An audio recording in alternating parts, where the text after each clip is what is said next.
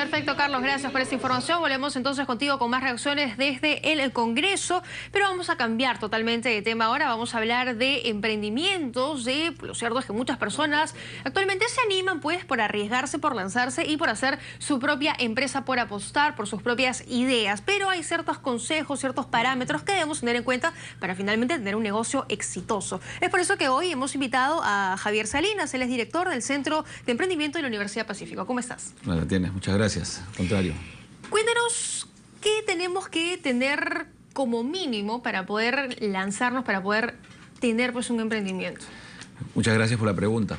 Yo creo que lo primero, como hablaba hoy día en la mañana en una reunión de la universidad, siempre le decimos a los chicos que una idea no es suficiente. O sea, una idea es, en realidad por sí misma no vale nada.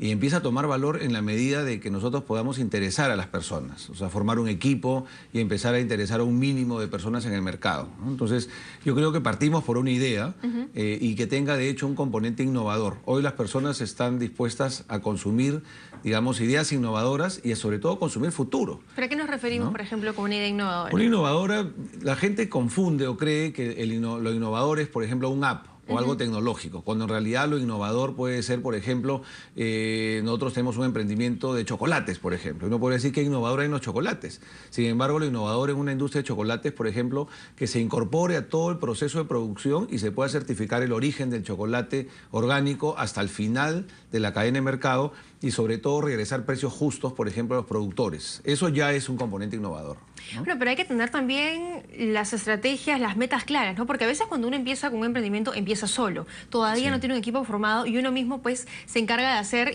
estar pues al mando de varias áreas, pero tiene que tener las cosas claras porque si no te disparas sin ningún objetivo claro. Totalmente cierto. En realidad, cuando nosotros revisamos, por ejemplo, los emprendimientos para poder ser incubados a través de la universidad, nosotros pedimos 3 componentes básicos: que sea altamente innovador, lo que acabamos de conversar, que tenga un equipo, de preferencia multidisciplinario, y finalmente que sean socialmente responsables, es decir, que su emprendimiento también tenga un impacto.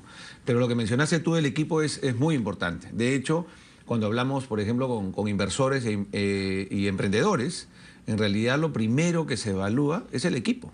O sea, si hay un buen equipo, la idea podría fallar inclusive, pero si hay un buen equipo, podría ser capaz de llevar a cabo o una modificación de la idea o otra idea completamente distinta. ¿De acuerdo? Claro, quería consultar también por el tema de la formalización, porque actualmente hay muchas empresas que inician a veces desde casa, desde un espacio pequeño, comienzan a vender, comienzan a ganar y dicen, ya, eso lo dejo después, es muy caro, es muy burocrático, y comienza a pasar el tiempo y al final nunca lo hacen. ¿Qué tan importante es finalmente estar formalizados? Bueno, en realidad la pregunta tiene un aire muy importante hoy, porque en realidad los emprendedores y que, digamos, están accediendo, empezando a acceder al capital, ellos saben que si no son formales y no tienen un registro formal de sus ventas y de su actividad comercial, ellos no van a poder acceder al financiamiento. Y en eso, muy rápido te contesto, el Estado hoy, a través de Produce y del programa Startup Perú, por ejemplo, donde se entrega recurso no reembolsable a los emprendedores, desde 50.000 soles, 100.000 soles, 150.000, 500.000 soles, no se puede postular si no se es formal. Entonces ya el Estado, desde etapas muy tempranas, está promoviendo, digamos, que los emprendedores vayan por el camino formal. Pero eso es básicamente por un tema de acceso al capital que es fundamental, Claro, ¿no? Y actualmente, por ejemplo, hablabas del tema de la innovación, que no necesariamente está ligado con la tecnología, sino tener una idea creativa. Pero ¿realmente el tema de la tecnología es importante actualmente? O sea, ¿tú crees que es importante tener presencia actualmente en redes sociales o algún tipo de plataforma? Gracias por la pregunta. En realidad, hoy la tecnología es transversal, o sea, está en todo, inclusive lo de los chocolates que te comenté. Por ejemplo, el manejo de inventarios, manejar los precios, información de precios de materia prima. Es decir, la tecnología hoy está en todo. Y en verdad escuchaba a otras personas que también dicen, si no estás en la web no existes, ¿no? Entonces, en verdad, la presencia virtual... Tienes que tener presencia online. De todas maneras, o sea, tienes que tener presencia, digamos, vía una página web y redes sociales es fundamental. O sea, un emprendedor que, digamos, mayo del 2017, que no esté presente virtualmente, realmente no existe, ¿no? A ese nivel, sí. Claro que sí. Ahora, hay muchas veces que nosotros, por ejemplo, de repente no tenemos una idea tan clara de lo que queremos, pero viajamos y vemos algo que afuera funciona muy bien. Por ejemplo, un restaurante y que funciona muy bien y que decimos, oye, esta idea funcionaría excelente en el Perú. La traemos y no funciona para nada. O sea, ¿qué deberíamos tener en cuenta, por ejemplo, cuando vemos algo que afuera sí le va muy bien y finalmente para poder aplicarlo acá, ¿no? Correcto. Hay una palabra, me reía porque hay una palabra que se llama tropicalización. Y en realidad la tropicalización no es otra cosa que traer efectivamente estas ideas o emprendimientos que están funcionando en otros lados de manera exitosa. Pero la realidad, normalmente, cuando traemos algo al Perú, digamos que nos pega fuerte, porque no necesariamente lo que funciona en otro país, inclusive en países vecinos, funciona en el Perú.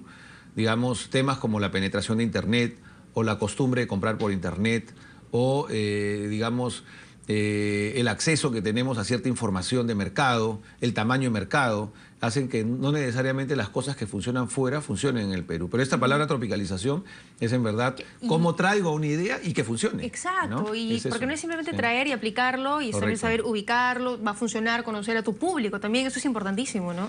Bueno, de hecho, cuando los emprendedores, siempre hablamos con ellos, decimos que tienen que tener virtudes y las más importantes son, primero, perseverancia, y la que siempre yo menciono y que es muy importante es que sean humildes.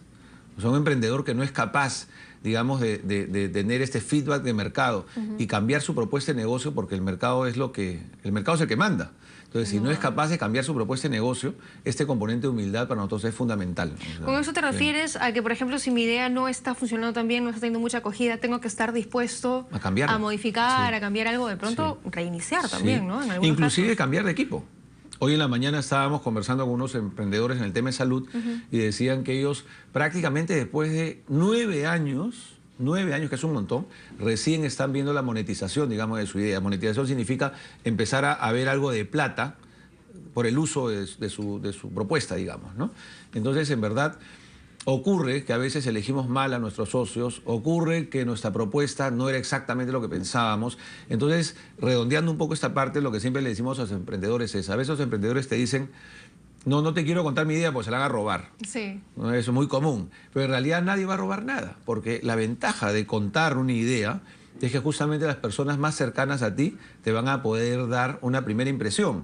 Y ese es el comienzo de un proceso de validación, digamos, que comienza con compartir nuestras ideas de negocio con nuestros amigos y personas más cercanas, ¿no? Por ejemplo, ahorita alguien de pronto que está viendo esta entrevista y que dice, sí, yo ya me cansé del trabajo, quiero iniciar el emprendimiento, quiero apostar por mis ideas, pero de pronto por ahí que no tiene tan claro cómo hacerlo. ¿Hay algún, por ejemplo, algún rubro que ahorita esté en auge o que se espere que en los próximos años pues tenga algún tipo de incremento?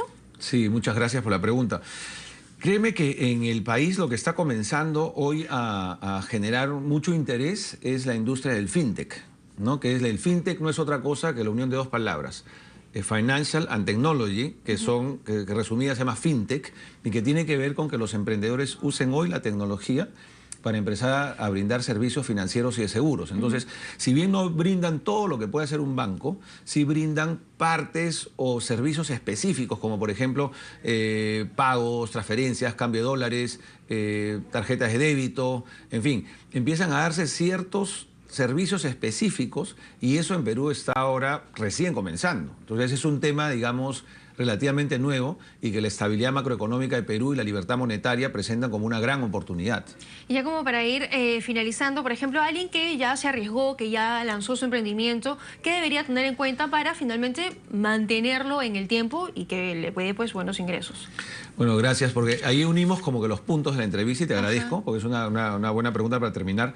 En verdad, siempre decimos que diferenciamos dos tipos de emprendimiento. Lo que normalmente ocurría en el Perú es que había emprendimiento por necesidad, y era obvio, por las crisis y una serie de cosas.